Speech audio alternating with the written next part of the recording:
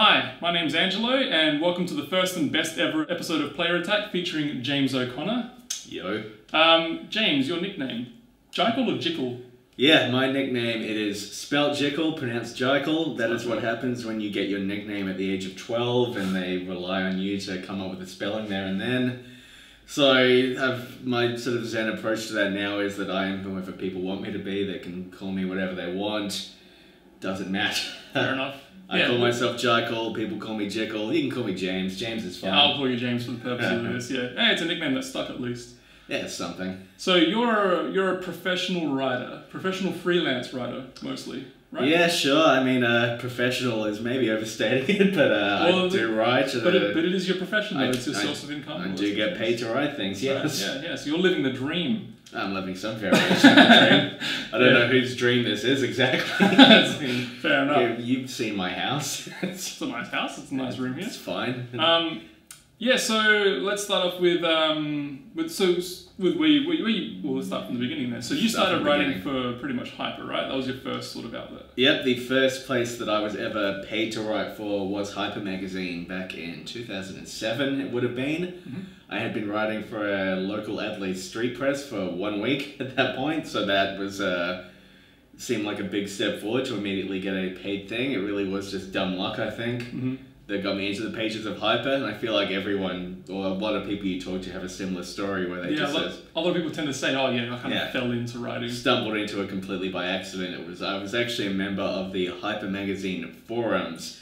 Web forums used to be a thing on the internet where you could go and post about whatever came to your mind. The Hyper magazine forums, I was a relatively prominent member of, I think, and there used to be a feedback thread every month asking what people thought of the magazine. The editor kind of knew me from there, and I made a sort of joking suggestion one month that he should let me write an article for him, and for reasons that I've never been entirely clear on, he took me up on that and suggested that I do actually write something, and I wrote an article about Bubsy the Bobcat. Did you ever play Bubsy? Yeah, I played, but I actually one of the few people who liked the first Bubsy on Super Nintendo. I think a lot of people like Bubsy. If you, I know it didn't review well, but if you find the people who played it back then, that is a well-liked game. A lot of podcasts that I listen to, like they're mostly American podcasts, they talk a lot of crap about Bubsy, saying it's a terrible game, and I'm like, I have good memories of that game. Bubsy 3D was bad, but that was a pile of crap, yeah. Yeah, but the original Bubsy, claws encounters of the third kind. That's right, What better joke is that than that, really? Go wrong. Yeah, exactly. So I wrote about that, and the editor, Daniel Wilkes, seemed to like it. He put it in the magazine. I got paid. I still remember the feeling of walking into a newsagent, picking up that issue. It had Tom Clancy's End War on the cover. Wow. Back then, yeah. Not sure if that game ever came out, but... no, I remember it coming out. It did? Okay, well, I think, yeah, it was like the cover's not that important, but I picked it up and I looked at the article and I remember the feeling I got from that.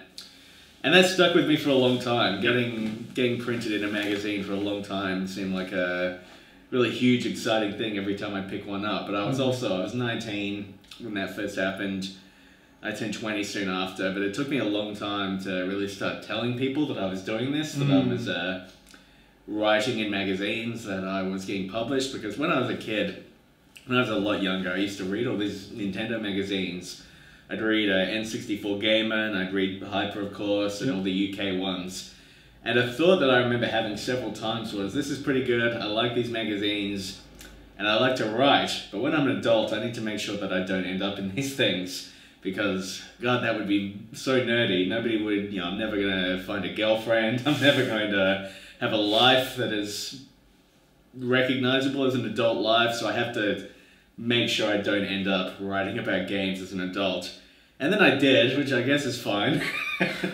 That's really interesting that you felt that way, because there are so many people, like me included, I finally got my own first professional gig this year with your help, which we can get into later. And there are people who, like me at our age who are trying to break into games writing and things, and they don't see it as the way that, but obviously when you were that young, you thought that way. You thought, adults writing about games, what is wrong with them? Well, I was a bit of an odd kid like that. I think after the age of 12 or 13 or so, I became very secretive about the fact that I was quite nerdy. Okay. Like maybe with my close friends, I would tell them, I'd talk about games sometimes, or I'd play games with them, but by and large, kept it to myself. Didn't really feel comfortable expressing all of that's interesting. the things I thought and felt. I remember when the Nintendo Wii came out, and I think that was 2007? 2006. 2006? End of 2006. Okay, yep, end of 2006. I remember when that really took off as like a mainstream thing, and suddenly everyone I knew was talking about Nintendo and games. That was a strangely exciting thing for me, the idea that suddenly... what I like is cool. Yeah, the things that I'm into have gotten mainstream to such an extent that I don't have to feel a little embarrassed about this anymore. And I don't know, that feels like an odd thing now because this is so tied into who I am and my personality and a lot of my online presence as well. Yeah, absolutely. Yeah.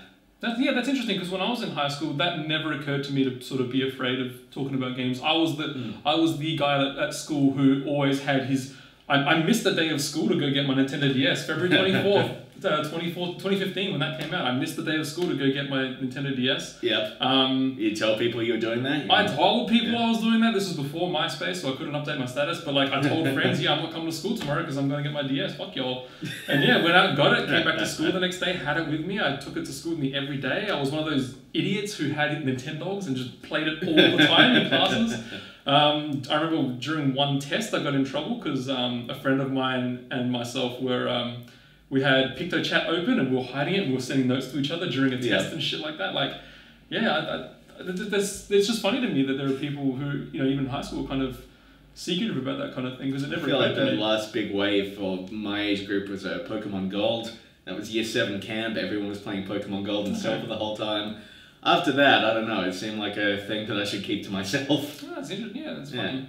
Like I said, in my school it was a little bit different. Like, people talked about games all the time and stuff. When there was a new GTA game or a new Star Wars game, we all talked about it. So, yeah, that's just how it is at different schools, I guess. I remember around the time I started writing, I also started a new just retail job, just a shitty retail job for a crappy store that I'm not going to mention on air. I think they're mostly bankrupt now, but I remember not telling my bosses or anyone I worked with that I also wrote about video games until like 4 months into that job.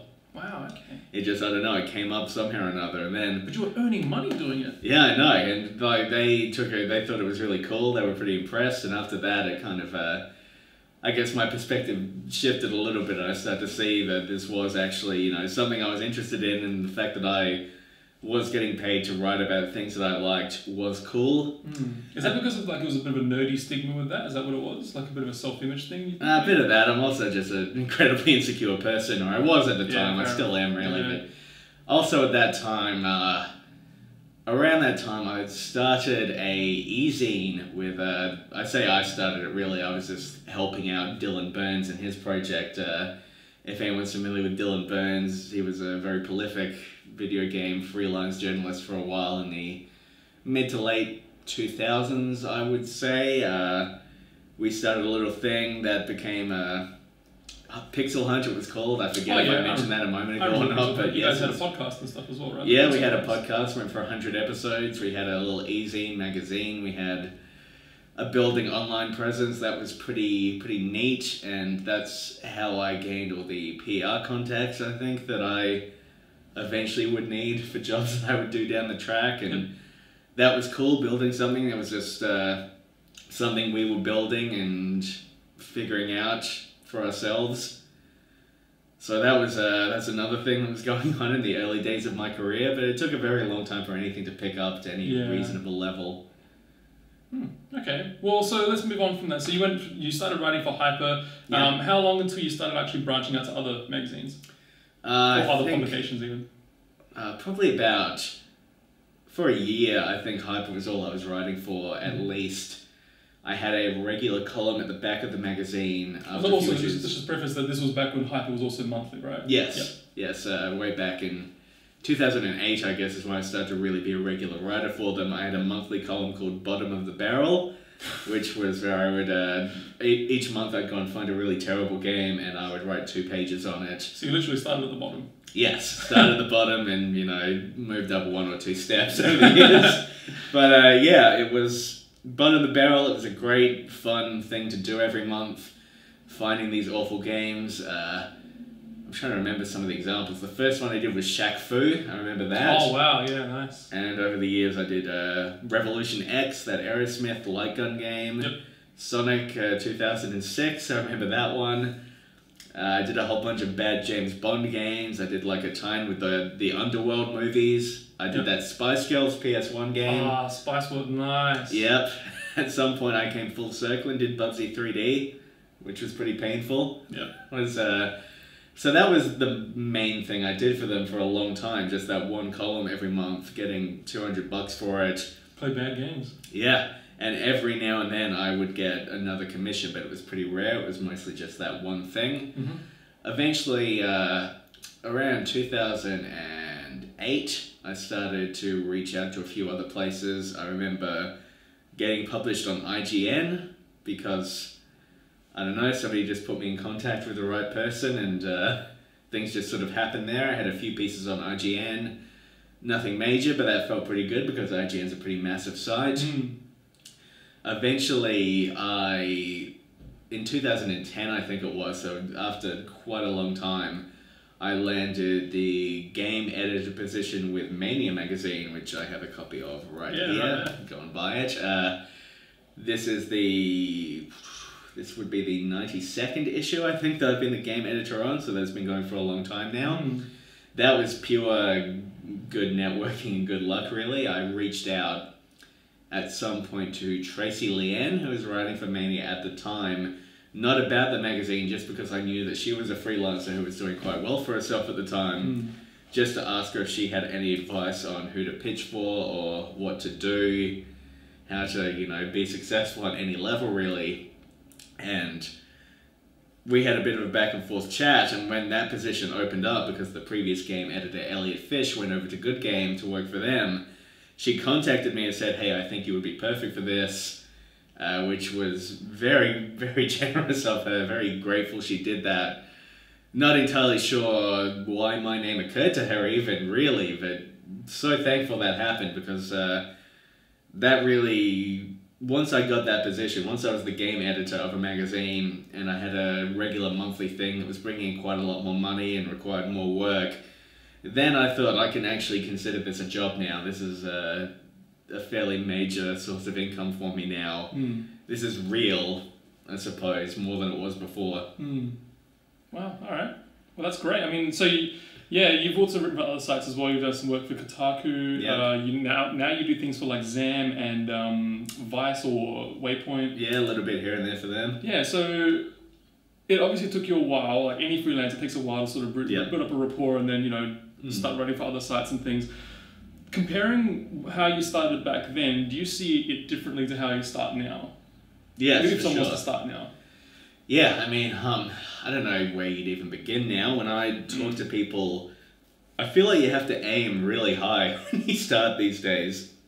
You either write for free for a long time and just sort of get by, or you go right to like the top dogs, you knock on their door and you sort of say, this is who I am, this is the piece I want to write, I really think that I'm going to be good at this, please give me an opportunity. A lot of the places that I got my start in either don't really have a budget anymore, or just things have shifted and changed so much. It's much harder to just find like a local place especially that will give you money these days. And by local you mean just in Australia? In Australia. Like Games.net used to be fantastic. They have shriveled up. I say shriveled up, I mean the site doesn't exist anymore. MMGN was pretty good for a while, but they're gone. Ozgamer, are they still? Ozgamer is still going, but I don't want to say too much on the air about. No, but like is that sort of a place for people to start to? Not so much anymore, I'd say. There's a few places here and there. Hyper Magazine, of course, you just got your first piece published in Hyper. Was Hyper. Great to talk to, but Hyper has gone quarterly. They do have a web presence as well, but it's harder to, like, if you have a big idea, it's harder to pitch that there than it used to be, I suppose.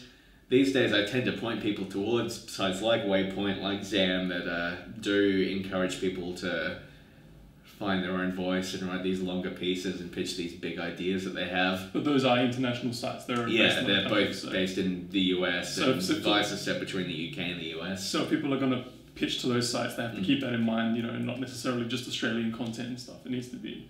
a wide-reaching sort of thing. Yeah, and I mean, often, if something's very close to your heart, you know, often it is something that will have a broader global appeal, or if it is a local piece, you need to find how that fits into the grand scheme of things, I suppose. Like, there was that piece that I wrote for Waypoint that you helped me out with that was about Mario Kart and a local esports scene that happened here. Yeah. And just I had to make sure that wasn't about what the esports scene is like in Australia so much as a broader talking, that's not really the wording I want to use, but I need to go a bit broader, I suppose, of just discussing esports as a larger global issue than just looking at the local scene with something like that. But yeah, if you have something, like if you want to review, say, AFL Evolution, pretty hard to get that commissioned anywhere these days. Although I did actually get an offer the other day, but I couldn't do it because I just don't know enough about AFL. But I got that offer because I've been working for nearly a decade now. And so people sort of trust your voice and they trust, you know, your professionalism. Yeah, I mean, they trust that I'll get it in on time and it won't be a complete shambles. What's the difference between writing for a kids magazine and writing for, you know, a wider reaching magazine then? It's very different. Writing for MANIA magazine, very different tone, completely different writing style. I mean, the actual words are very different from what I'd be writing anywhere else, but the intent is sort of the same. One thing I've always really appreciated about MANIA specifically and the editorial process and like the relationship I have with this magazine and my editor is that to me it's very important if I'm reviewing games for a kid that I'm allowed to be truthful, that there's no sugarcoating. If a game is not good, I can say it's not good. If a game's not going to suit every audience, I can specify which ones.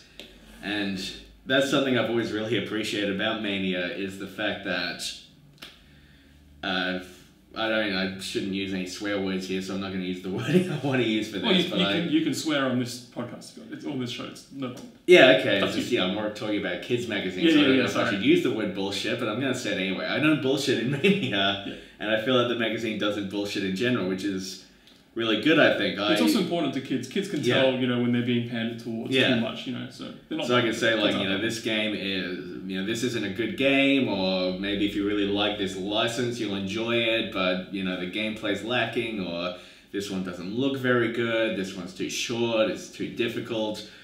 All sorts of things like that. I always appreciate that I do get the opportunity to do that because I think back to when I was a kid. And the relationship I had with video games, when you're a kid and you get a video game, it's a pretty big event quite often. Some kids might only get one game a year. Yeah. For all we know, you know? And the excitement really builds up, and it's, you know, you might have to wait until Christmas or your birthday, like more so even than when you're an adult. You don't quite have the impulse control, like waiting 4 months seems like a lifetime to you. Yeah, absolutely. So if a kid, you know, isn't going to be able to just go out and buy whatever games they want. Not that everyone can do that, but, you know, there's a very special relationship, I think, between children and the games they're getting if they're really into games and if games mean a lot to them. And I think it's very important to be able to be truthful with them and tell them, you know, this is one that's going to give you like a special experience you're going to remember for a long time. This one's frivolous fun, it's good with your friends, that sort of thing. And then also to say, don't buy Tony Hawk Ride because it's rubbish. But it's full of technology, James. I know what you're talking about. It's very bad. Tony Hawk Shred, though, not quite as bad. Didn't mind Tony Hawk Shred. Didn't play that one, but yeah, go on. Tony Hawk 5, get fucked. There we go. There it is. That's my Bucks quote. Yeah, there you Tony go. Hawk 5. Alright, yeah, so, well, just comparing the size of the magazines over here, obviously, you know, this is a smaller magazine compared to this one. Yep. Does that mean that even though it's monthly, do you have to write less content for something like this? Like, do you have to keep things sort of short, sharp, and shiny? Yeah, for sure. This is very much about being economic. You have to cram in a lot of information into a few words. A review in a magazine like this will typically be about 200 words. Yep. Whereas most reviews I write are between minimum 600, maximum about 1,200 words. Mm-hmm. So it's a very different how you format something like that. You can't cram anywhere near as much information in, so you really need to prioritize what is important. Yep. what is going to speak to a kid, what they really need to know, and what they're going to care about. When you're reviewing for a standard audience, you might be able to go through all the different modes in a game, or identify frame rate issues, or talk about, I don't know, if there's any troubling themes in the game or anything like that, really dig into the nitty gritty. Whereas with something like Mania, it's more about just getting to the point of whether the game is good or not and why. Yeah. Okay. Cool. It's a bit less analysis, maybe. It is Yeah. more advice driven, I suppose, because with with adults, I've always found when you're writing a review, it is much harder to talk someone out of buying a game than it is to talk them into buying a game. I know from a lot of the experiences I've had, if people have decided they're going to play a game, they don't give a shit what you have to say about it. Yeah. They're interested because they enjoy reading about it maybe, but you have no actual power to inform their decision making quite often. Yeah. Whereas it's a bit different with a kids magazine, I like to think. I feel like when I was a kid, I was pretty trustful of the things I would read in magazines like this, and I would say that's probably still the case today. Yep. Yeah, well, absolutely. I mean, like, kids, again, when I was younger, like, I would look forward to, this is before Pokemon Gold and Silver had come out, I relied on reading magazines to find out what was happening with games like Pokemon Gold and Silver. When they were explaining that there's a day-night cycle, like, that was huge to me. So, these do have a bit of an impact on the way kids look at games and things. So it is, obviously, it's different these days, like the relationship kids have to media and the way they have access to absolutely everything at all times, although just judging by the few kids that I know, it seems like most of them spend all of their internet time on Instagram or Snapchat and or YouTube. Yeah, unnecessarily going onto the video game sites and reading the information. Yeah. They're trusting the streamer who tells them that Minecraft is good. Yeah, that's right, influencers. Yeah. Well, actually, that brings up an interesting point that I hadn't considered yet. How does Mania sort of tackle mobile gaming in that case? Considering that kids could just go on, they can just play games for free, or they can torrent them on something like Android, or they can just spend $1 or $2 on a game. Well, we only really have one page on mobile games in there, and I just treat it as a sort of curation thing. It'll be a matter of, here are some interesting games that I think maybe you haven't heard of that'll be good, or the big games that you are hearing about. It's just, I take 4 games every month, basically. Just a matter of, it's a mix of like, here are the big licensed games that you're probably interested in, and I've given them a bit of a play, here's what I think, and then also here's some stuff maybe you haven't heard about that is still good or still worth looking into. Yep. I end up covering quite a lot of Australian games in there just because they are the ones who contact me most often asking about coverage. And because we produce a hell of a lot of good mobile content here, which is convenient. Yeah, okay. So let's move away from magazines and things like that now. Sure. We've talked a lot about that. Off the table. Yeah, just lift the whole thing up. Yeah. Let's look at what else is on the table here. What else do we have here? What do we have here? We've got these little Yoshis. We've got the Switch. Yeah, so you obviously like Nintendo. I'd say you're probably the only other person I know who likes Nintendo maybe as much, if not more, than me. Except for Boots. Boots. But personally, like, having spent time with people. And yeah, absolutely, Brooks. I mean, it'd be great to get him on the show someday. But so what do you think of the Switch so far? What do I think of the Switch? I've just as an aside, while we've got it here, I've shared some of my feelings with you in the past on this, but I am honestly taken aback by just how much I love this thing. I've got a bit of a reputation as a man who doesn't get enthusiastic about things. I think I might be sort of similar to you, actually. I reserve a lot of my enthusiasm for things. Yeah, and I just, I hate everything. That's sort of my personal brand at this point. Your shtick is to hate things. Yeah. But this thing, God, like I've been playing Puyo Puyo Tetris in bed every night, and I was playing it this morning in bed when I got up.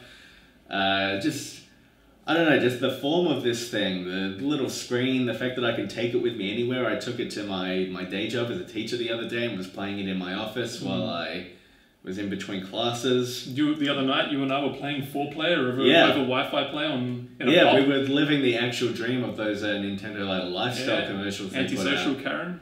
Yeah, but we got people involved. That's right. There was that person we just met, and we got another guy to come out, and it was cool. Exciting. It was really cool. Living sort of a version of adulthood that as a kid I never would have believed existed. I was going to say, so this is like the stark opposite to what you were saying before, how you didn't want people to know, and then here you are, like in a pub of all places, we were playing Mario Kart in public like that. Like, it's awesome. I'm really interested to see how it's going to fare at things like PAX and stuff. Like, obviously our PAX doesn't happen until November. Yeah. So, you know, and it sucks that there's no Street Pass function or anything Yeah, like that's that. an interesting omission. So hopefully something like that will come around, you know, to make it more social and things. But yeah, I mean, what do you think this has? What kind of impact do you think this has on games today? Like, you know, for example, I got Persona 5 a couple of months back from a distributor, and I just haven't been playing it that much because I'm not really at the house anymore these days, and I take my Switch with me every now and all the time, and I play Mario Kart. And I'm thinking, I wish I had Persona 5 on this thing. Persona was such a good fit for the Vita as well. Oh yeah,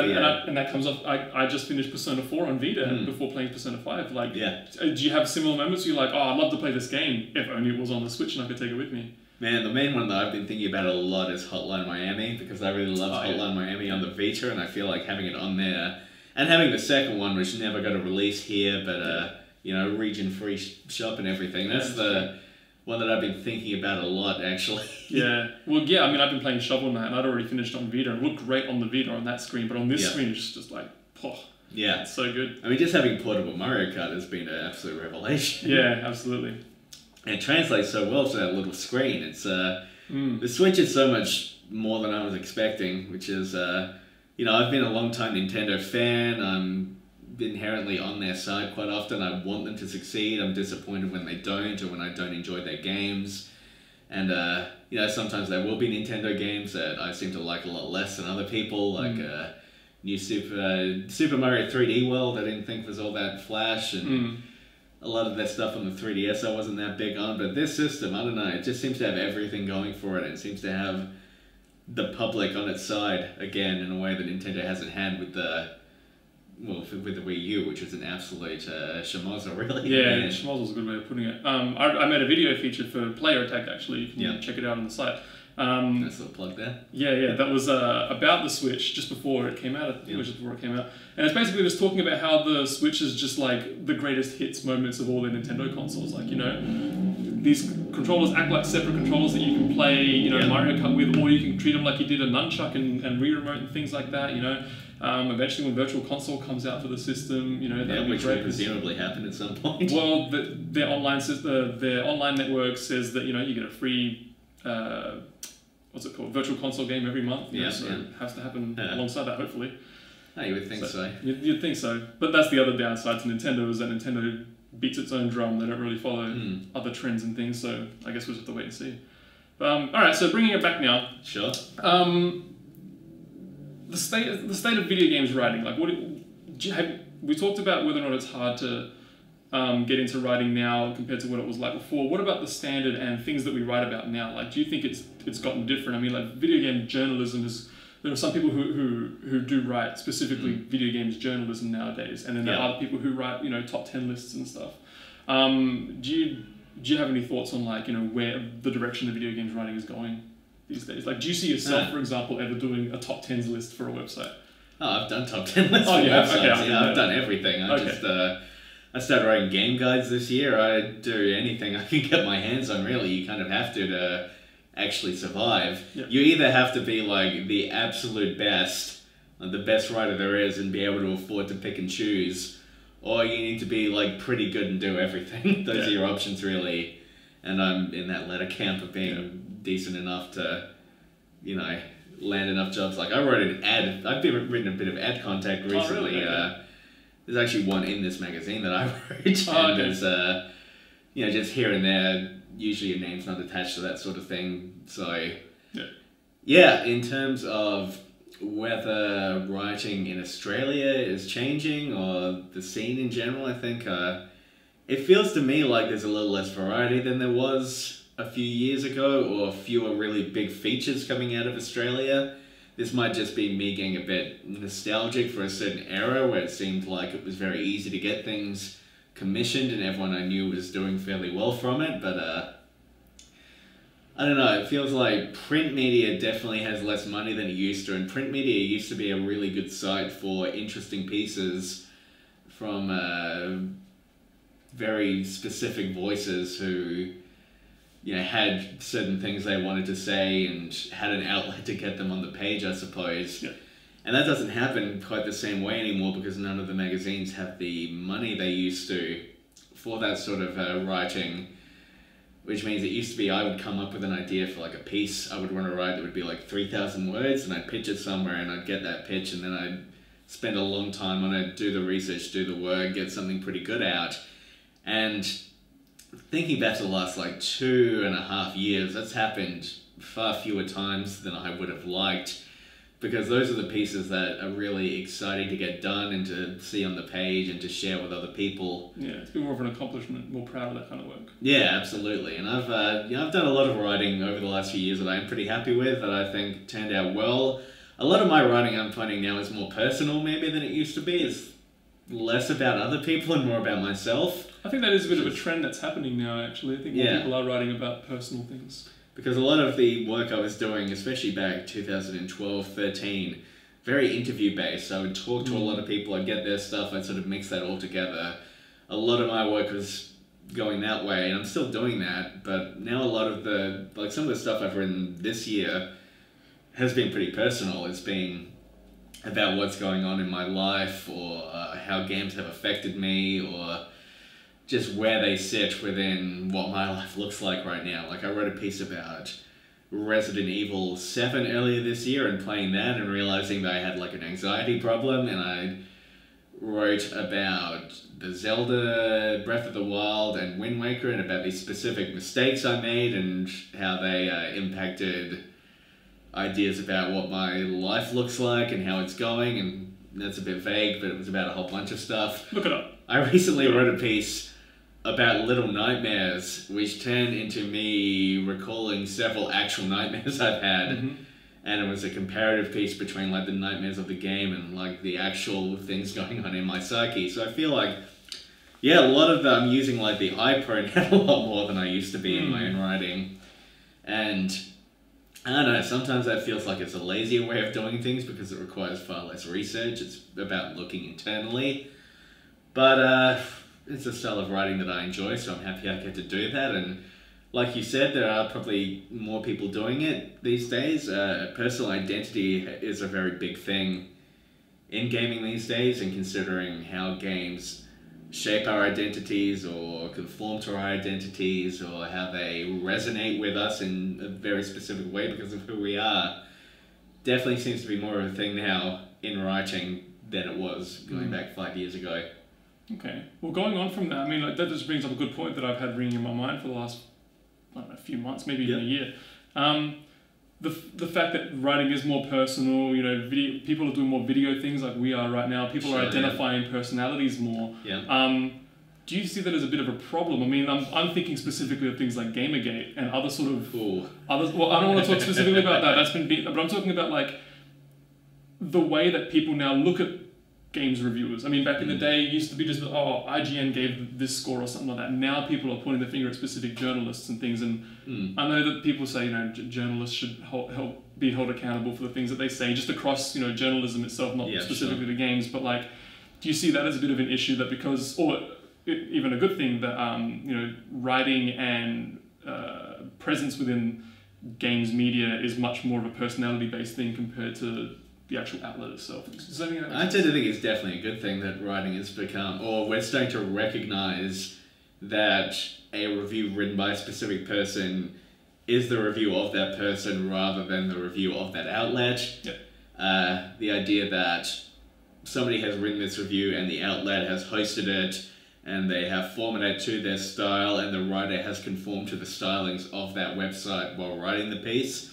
Which is interesting because different places do have slightly different grading scales as well, which does factor in a little bit, not that much honestly, but a little bit when you are reviewing things, figuring out the different gradients of their scoring. But I mean, it's always been that the individual reviews you're reading, you know, that is the thoughts and the feelings of one person, and as long as there is a byline included. I've never really taken to edge not having bylines. That makes no sense to me. I personally very much care about who wrote the review. I tend to follow certain writers or...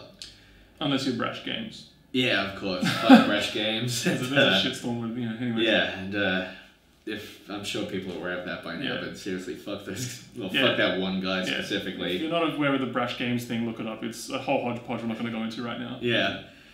But, yeah, what was I saying here? That reviews and pieces are always going to be the works of individuals that are then, they go through an editorial process, of course. Whoever you write for, somebody will read over it, they will make suggestions, changes may be made. I have found the good sites and magazines will always consult you before making any changes to make sure that your actual meaning is not being diluted. But yeah, it is good, I think, that we are recognizing that if so-and-so on IGN says a game is good, it means that they think the game is good. IGN is actually made up of a lot of employees. Mm-hmm. And one thing I found was when I wrote that piece for Vice that got people very riled up about Forza Horizon 3, which I won't go into in too much detail. If you haven't read it, look it up. James O'Connor, Vice, Forza Horizon 3, plug those into Google or Yelp, or not Yelp, Bing, whatever. And you'll get it. Yeah.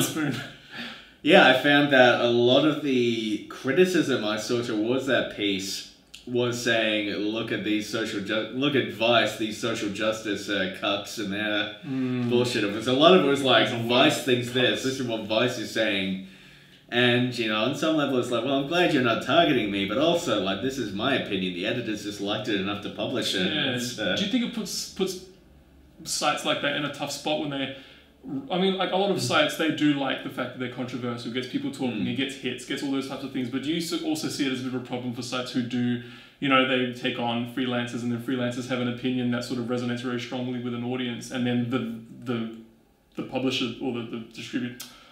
The outlet then is targeted. Do you see that as a problem? Well, it's going to depend on the publication, really. I think a site like Waypoint has established itself as very much open to publishing that sort of thing. Obviously, in Mania, I wouldn't say anything that would be, I wouldn't talk about Gamergate in there or anything like that. But, different places cater to different audiences, and they have different styles and different expectations from somebody reading them. And once those are established, as long as an editor is willing to stand by anything that they have published from a writer or take responsibility for the implications of whatever has been written, then I don't know if there's a problem so much unless the editors just aren't reading the things they're publishing, which has obviously happened several times when very controversial or terrible things have been published by people that have not been vetted at all. Yep. Which maybe doesn't happen quite so much in games, but there are, incidences. There's always incidences. Yeah. Well, again, the Brash Games thing, that was one. That definitely happened, so again, look that up. But, okay, fair enough. So is there anything that you want to talk about in particular? Anything that I want to talk about? In terms of games writing or the way that things are going right now? Or? Well, if anyone wants to give me work, that would be nice. Yeah, fair enough. Constantly pitching. I don't know, it's a bit weird because I have been at this for a very long time, and one thing I don't know if we talked about specifically is the fact that we're based in Adelaide and what that means. That's a good point actually. For everything, because most of the people writing about games in Australia are based in either Sydney or Melbourne, obviously, which makes them much more visible quite often. Not only are they often working in the offices where these websites, magazines are located, but it means that they know the PR people very well. Yeah. They go to all the events. Very well. Yep, they're all friendly with each other. And doing everything that I have managed to do, what little I've managed to carve out in Adelaide, feels like a big achievement in a lot of ways. But it's also, it's pretty frustrating quite often being at this point, 9-ish years into a writing career, and still feeling like I'm enduring a struggle sometimes with a lot of the things I do where, a lot of people won't send me review code that I need when I know that other places are getting it pretty easily, or, I just don't know some of the nuts and bolts of how things work as well as I feel like I could if I was more heavily involved in certain things. I've got no intention of moving to Sydney, there might have been a time I was thinking about it, but now it just doesn't seem... That was a question I was going to ask. Do you see yourself moving to another state to be in sort of that industry, in those circles a bit more? Well, I feel like I shouldn't have to. Yeah. Well, that's what, I can't remember his name off the top of my head, the guy who writes over in Tasmania. Jason Ems, yeah. He said he'll never move from Tasmania because everything he needs to do is right there. Well, it's not even that I'm entirely opposed to moving necessarily. I just there'd be no immediate obvious benefit to me now in how everything looks. I think, especially going to Sydney where the housing prices are so ludicrous compared to, I mean, the place I'm in right now is walking distance from the Adelaide CBD, and I'm paying maybe a third of what I'd be paying for a place like this in Sydney. Yeah, so, you can literally look outside that window and see the city right now. Yeah, it's quite nice. I can see a plane going overhead, but yeah, but being in Adelaide definitely makes for a very different sort of environment as a writer, a different understanding of how everything works. Like, I feel like I've been viewing things from afar quite often, and there have been a lot of times where I've thought I've missed out on an opportunity that I would have maybe had a better shot at having if I was somewhere else. I have seen a lot of people like rise up above me, and I've thought, you know, is this because they're better than me, or is it because of where I'm located? Yeah, I completely understand what you're saying. Like, there are times I remember meeting you 2011 and being super stoked at the time. I'm like, oh my god, another Adelaide writer! This is crazy. And this is when I was just starting out with writing, and yeah, definitely. Since then, it hasn't changed. Where it just feels like I'm constantly looking outside, from the outside. Yeah. Like, no matter where I am, even when I go to PAX and I'm meeting some of these people, I still feel like I'm sort of on the outside and stuff. So yeah, it's just like you say, you know, you're not in those circles. You're not right there where everyone is. So it is very difficult. And there's often a feeling that when I send somebody an email asking for code or something, I have to like re-explain who I am. Yep. But, man, there was an incident also at the end of last year, like the day before my birthday, where a certain website, won't mention their name, reached out to me. They were looking for somebody to come on full-time doing work, doing news writing, covering an Australian shift because they wanted to go global with the news coverage. And we talked a bit back and forth, and once I asked them what the pay would be, it was going to be 6 months full-time, paying £8,500, I think, which works out something like $17,000 for like full-time work for 6 months. And I sort of said, like, I can't do that. That's not a reasonable sum of money for that amount of work. And the hours were rubbish as well. It was like 10 a.m. till 7 p.m. every day or something. And I turned that down and just had like a full-on existential crisis that night. I remember lying in bed thinking, I turn 29 tomorrow. Why are these the job offers I'm getting in my life now? Like, I just finished a fucking master's degree. I've got teaching experience at a university. I've got 10 years of journalism experience. I should be doing better than I am. But, you know, that's just part of it. That's just something to deal with, I suppose. That's not necessarily the end of the world, but being based in Adelaide, you do often feel like you're playing the game on hard mode. Yeah, I understand that. Well, actually, that's an issue for the last topic that we'll bring up in the last 7 or 8 minutes we have. Sure thing. You mentioned, you know, that you're a teacher as well. You're a lecturer, tutor, and things over at university. So tell me about that. Because I remember being part of your study back in 2012 when you were doing your PhD on GTA. Which eventually turned into a master's because a PhD just wasn't working for me. But I finished that. That's out there. So what's it like studying video games from an academic standpoint, and then you know, actually being an academic in video games? Like, well, it's strange because right now I'm working as an English teacher. I'm teaching a grammar topic basically, so I feel like what I've been teaching has been helping to hone my writing, and I've been doing research work in video games. I'm involved loosely with a project right now called Play It Again, which is a sort of archiving project, and right now I'm sort of digging through emulators and finding how to play old games, and I'm doing a bit of editing for books here and there. So that's my main connection to games academia right now. I'm not much of an academic just because I don't enjoy the whole academic scene, really. It's just kind of, I've ended up teaching. I quite like that, and I like the research stuff on the side, but I've met so many people who are just real like geniuses in their field who know everything inside out that I find very intimidating and terrifying. I have gone to teach games in the past ones, and that might have been my favourite job I've ever had. I was teaching a topic at Adelaide University called Games, Culture and Co-Creation, Digital Games, Culture and Co-Creation, and that was great. Each week was just based on a different component of games. It was fairly broad, like one week might be on ARGs, one might be on work practices within the industry, one might be on like issues of gender discrimination, that sort of thing.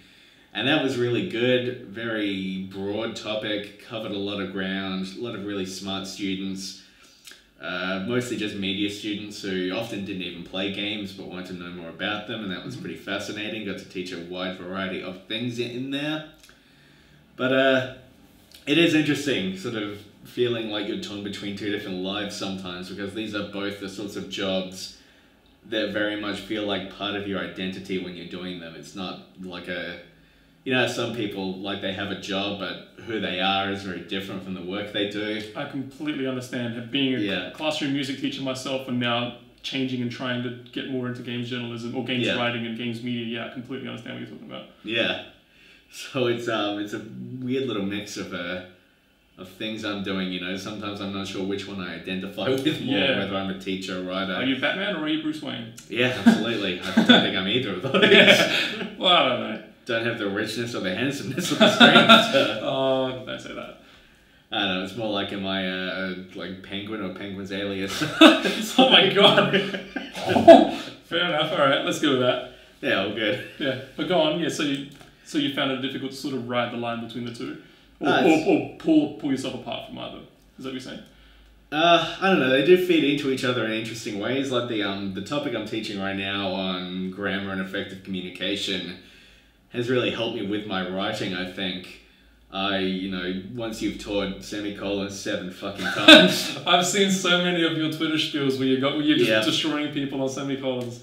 I mean, I try not to as much as possible, but once you really know all of this shit inside out, you start to notice little errors everywhere, and it picks away at you like, birds picking away the eyes of a dead man.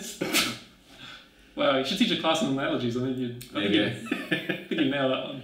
Brutal, upsetting analogies. 101. Fair enough. All right, well, so I guess we'll finish up there unless you have more to say. I suppose not. If you are out there looking to get into game journalism, did I even say that phrase properly? It sounded weird in my head. Yes, games journalism, yes. If you're looking to get into games journalism, it's very difficult. It's time-consuming. It can feel like you're failing quite often, regardless of what you're doing.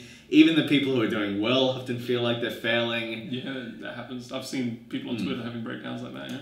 The important thing is that if your work is good, value it, understand the value of what you're doing, find editors who also value what you're doing, try to find people who will actually edit you. If you're not getting paid to write, you don't necessarily need to get paid, but you need to know why you're doing what you're doing. Yeah. Exposure isn't a real thing. Practice is good, but you can do that in your own time. What you really need is an editor who will work with you and people who will make you better at the things you're doing. You need to find people who will support you, people who will look out for you. If you build up networks of support and everyone lifts up each other, then I think we'll all be okay. Yeah. I think that's it, isn't it? Like, just finding other people to write with, rather than writing, in your own little corner, finding other people to work with. Yeah, I completely agree. And people who will, champion you and support you and reach out and tell other people that you are worth paying attention to is really good as well. So I guess that's nobody really asked, but my advice for writers that's necessarily great. I is... mean, you're what people would consider a veteran in games writing. You've been there for 10 years, Yeah, I'm the old guard now somehow. Yeah, if your career was a child, it would be in grade 4 at this point. Yeah, and I often think of my career as a child. Well, thank you very much for spending time with me and talking about this stuff, and hopefully we'll have you on again sometime. Yeah, sure thing. Thanks a lot. All good.